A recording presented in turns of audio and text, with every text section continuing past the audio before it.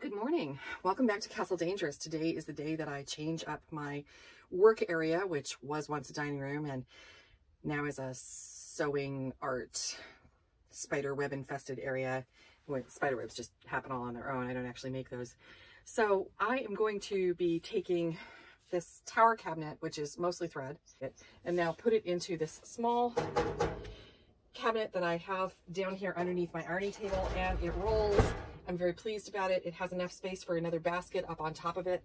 And I think that one of my pattern baskets will probably live up here because that'll be my current working pattern. Then I need to take all of my patterns, go through them, and take all of the driftwood that has collected on the beach of my patterns and put them, either archive them or give them away. Probably to, yeah, I haven't thought about that. We're gonna go to time lapse so that I can try and empty this cabinet without having you stare at me going, what is this?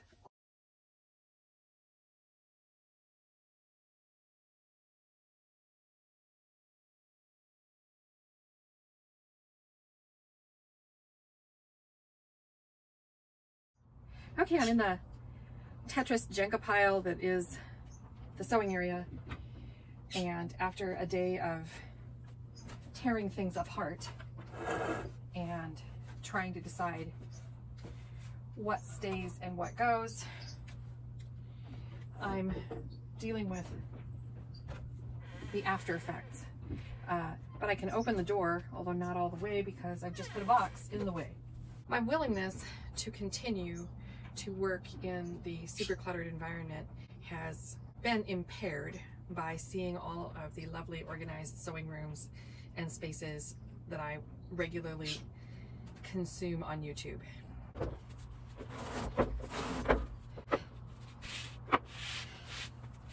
Okay, now I have a table that's too large for the space. It was already in the space. It was hidden by my ironing table.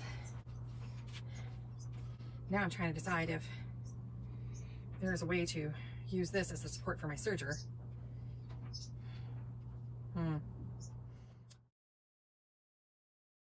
What is this? Well,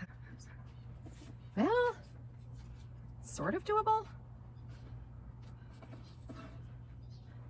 Sort of not doable at the same time.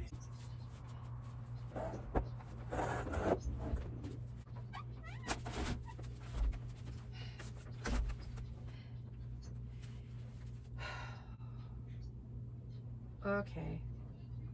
Well, that whole door being open thing, it was a moment in time. It's been a long weekend.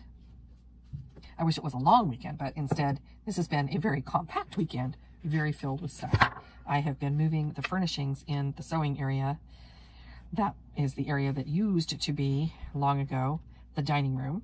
The dining room table was still in there, and it got shoved underneath what would be a breakfast bar in your 1970s swinging, semi-divided kitchen dining room. And we never used it that way. It was completely uncomfortable to use as such. When the sewing machines came in, kind of in an emergency sort of way, the dining table got shoved underneath that breakfast bar. The ironing table got put in front of the table, creating this stair step collecting place where you could chuck much junk. Not a great system. Going through and picking the junk out and basically telling it, hit the road, has been great. I am kind of constantly amazed at just how many tools, how much thread, how much interfacing, how many different kinds of hand irons I have managed to accumulate over time. And I don't think that I actually needed one enormous pressing ham, one medium pressing ham, one small pressing ham, two pressing sleeve bars, and a pressing sleeve board, and other various pressing pieces. So I've thinned those down a bit. I haven't gotten rid of them because who knows, when I start production this week, I I want to be cautious and not just go, everything, it's all gone. Right now I'm sewing up a bag for storing the interfacing yardage, and it will go next to that little thread cabinet. Just having things be contained and not able to drift out has been such a pleasure.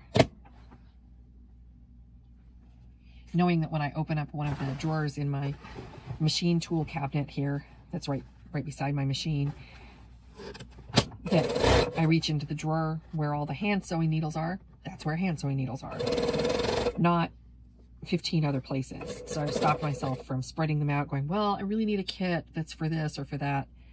The only exception to that is the working needlepoint projects and embroidery projects that I've got going, because those are walkabout work and I need to be able to take them with me. They have each project has its own set of needles and scissors, and it just makes it easier when I'm working on projects like that. I should probably cut a piece of wood or really heavy cardboard to go in the bottom of this bag, and that'll help to support it because it's going to slide in and out of the cabinet. Probably serge the edges here just so that it is more sturdy, and that way it can be thrown into the washer without the piece of wood underneath. And I'm probably going to add handles to grab and pull it out like it's a fabric drawer. And that is the end of my work for this weekend on the sewing area. Thanks for joining me here at Castle Dangerous. I'll see you next time. Bye.